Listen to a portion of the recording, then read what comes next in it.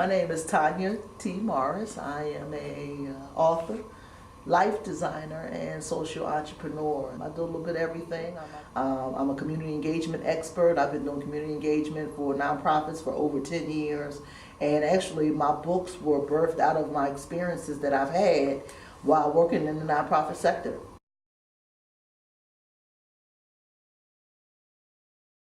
Well, you know, it's funny because according to my mom, I've been writing since I was about 10 or 11 years old. You know, I think all writers start with poetry and short stories and all of those kind of things. And so it was just something innately that was in me. I don't feel like I've done anything throughout the day if I haven't written something down in one way or another, whether it's a note, whether it's an idea, you know, whether it's dialogue or anything like that. So I wanted to be the female Spike Lee when I was in college, and so I've got a couple plays under my belt, a couple film scripts, a couple TV shows, and so I've always just loved writing.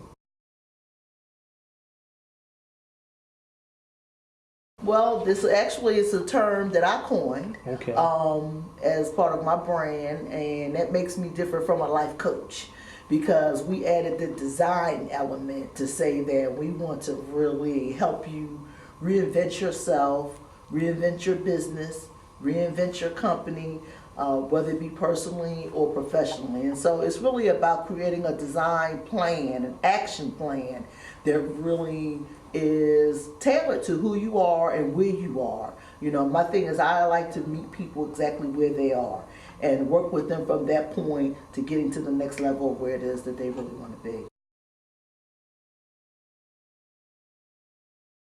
It's all about the quality, you know what I mean? I think my greatest impetus though is probably my faith, you know, my faith in God and really how he speaks to me through words, and really wanting to motivate and empower people, you know, to do and to be their best. I think, you know, my first book was really something that came by accident. I was working at a halfway house, a transitional house for men and women that were offenders, and a young man came in, 19 years old, had been abused physically, mentally, and emotionally by his mom. And I was doing life skills classes, what they called them, talking about anger management and all that different stuff. And I was really into Les Brown at that time, so I would sometimes show them a Les Brown video. And Vernon said to me, you know, Miss Morris, you could be like Les Brown. And that was really the impetus for my first book. And out of all the writing that I've done, I never wanted to be an author. And Vernon really was the impetus for me writing my first book and he inspired me to really inspire others with divine inspiration, the process of fulfilling your divine destiny.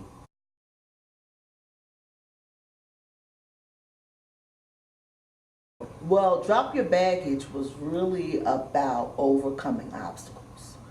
You know, so many times we carry around stuff that is holding us back from achieving and reaching our goals. But additionally, we're carrying around stuff that don't even belong to us. We're carrying other folks' stuff, and it's just weighing us down and weighing us down. And that was really what I talk about in Drop Your Baggage. And at that time, I was in the process of losing my house. And I had been through foreclosure, and I was one of the major things that I put in that book was I was a big fan of Extreme Makeover Home Edition. So I really took the home buying process and showed people how to apply it to their life. You know, getting an appraisal, right? You know, when you buy a house, you get an appraisal, you assess the foundation of what is the foundation of your life built on. You know, here's how do you create a blueprint for your life. And then we talked about having a design team, having people around you that had the gifts and the talents and the skills that you may not necessarily possess. I tell folk all the time, if you're the smartest person in the room, you are in the wrong room. If your goal is to really go to the next level and really strive to do some great things in life. Enter the zone. Enter the zone. Enter the zone. Enter the zone.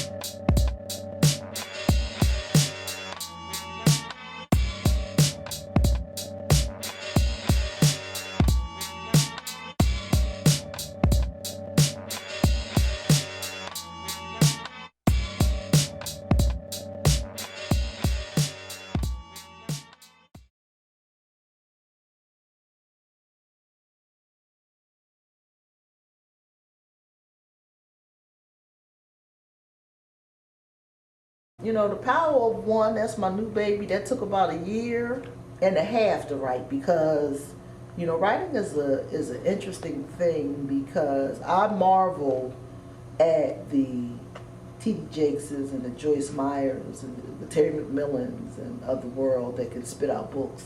Fiction's a little different. It's a different path that you take, I think, to fiction.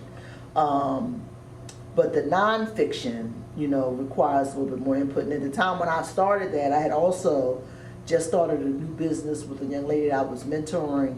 I had just started grad school, getting the MBA at Strayer. And so the book kind of took a back seat for a little while, but I had a goal to finish it before I turned 50. And so we got it done and we got it out. But I really talk about the power of one is that we each have an opportunity to impact lives in 3 particular areas: stewardship, mentorship, and leadership.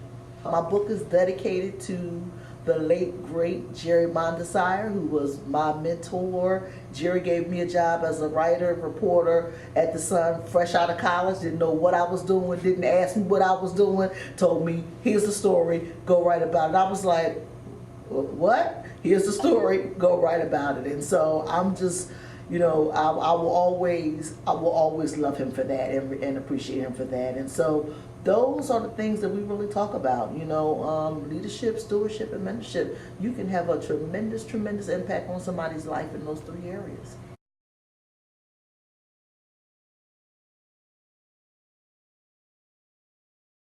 I understand that writing, you speak from your experience. I get that as a writer.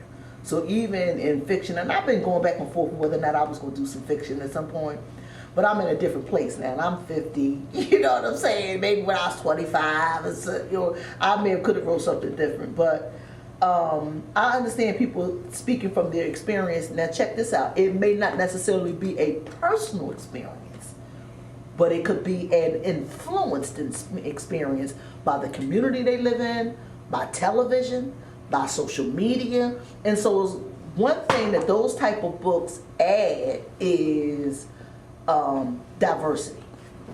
I will give them credit for that. they add diversity.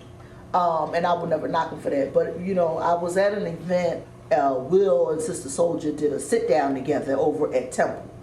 And she said something that I thought was very powerful, which was that this was not black fiction, that this was literature. And I applaud her for making that distinction and separating herself from the type of books that we're talking about. She made a clear distinction. This is literature. And I don't know if Black Dolls Baby and Sister This and, you know, My Man Did That. I don't know if they can really make that distinction, that authentic distinction in a lot of ways. So, you know, I understand that people speak from their experiences.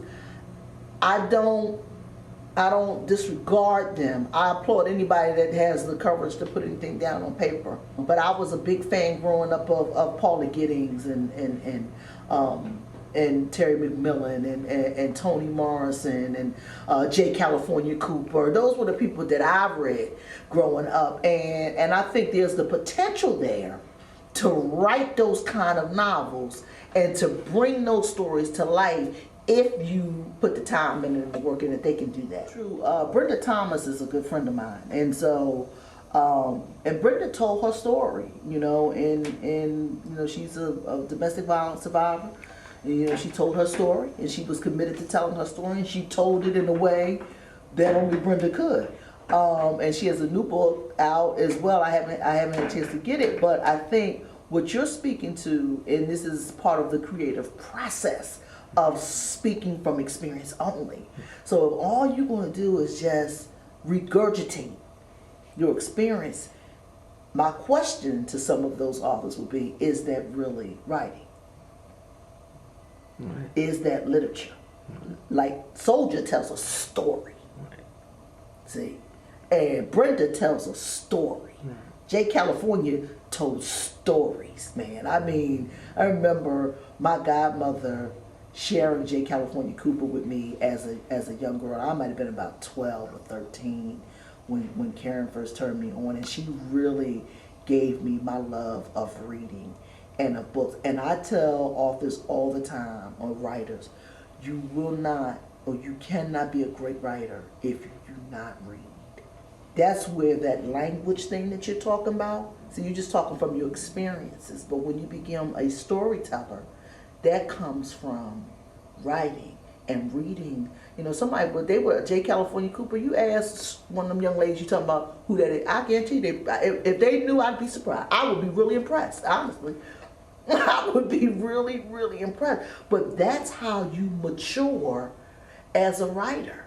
You know, that's how you mature, right? It's really about the process. And because those books sell money, they make money. Those books make money. Nobody is really working with them through their creative, artistic storytelling process. You know, they don't have a mentor like I had, like Jeremiah Desire and Elmer Smith when I was at the Daily News. They don't have the Brenda Thomases or the Mr. Man Frisbees that I had when I, you know, and that I mentored. Is what they didn't have that, and it reflects in the writing.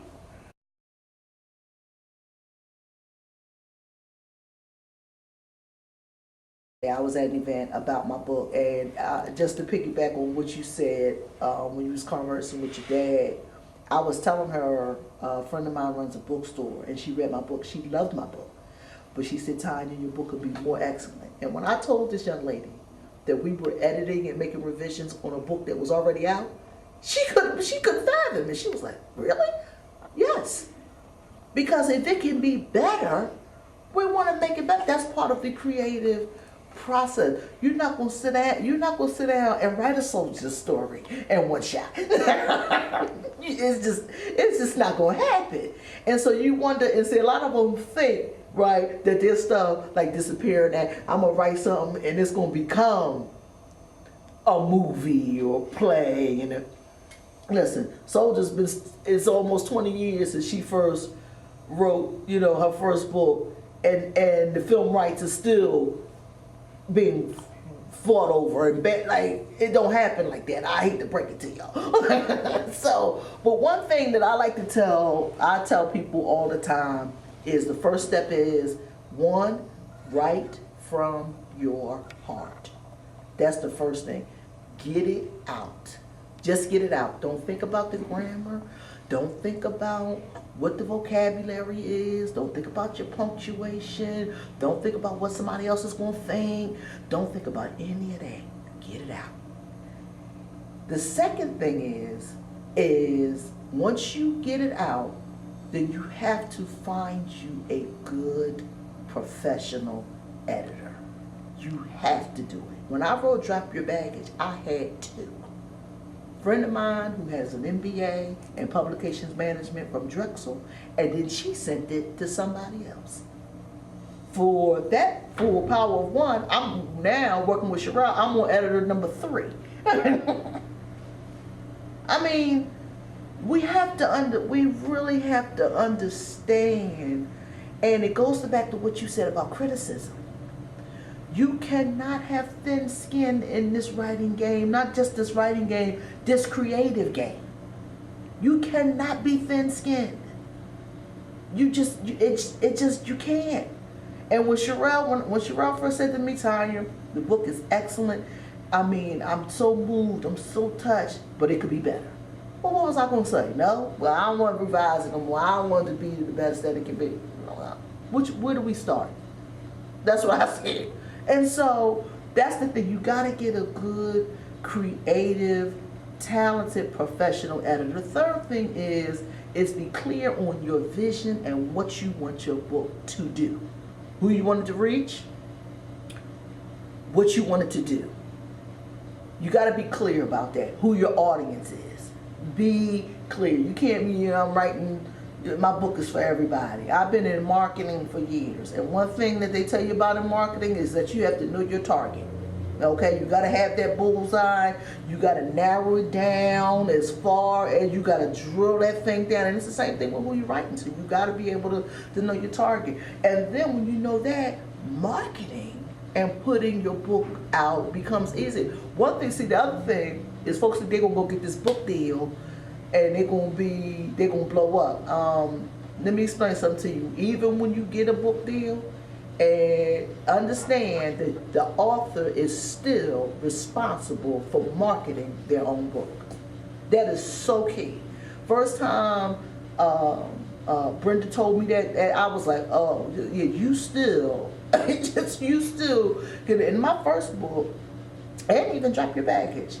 I was writer, part-time editor, publisher, publicist, distributor. I did it all. And I was talking to a publishing company, and they said, you know, Tanya, what you did, that's self-publishing. People don't really understand. She said, but what you did, that's truly self-publishing. And so you have to really understand, and this is the other thing I would say, educate yourself on the process. Because right now, what we're selling is different from what we were selling 20 years ago. We're selling content. Because of the internet, and social media, and television, we are selling content. That's right. I'm doing workshops out of my book now. I didn't do that with the other books. We're selling content now, and you got to be mindful of that when you write.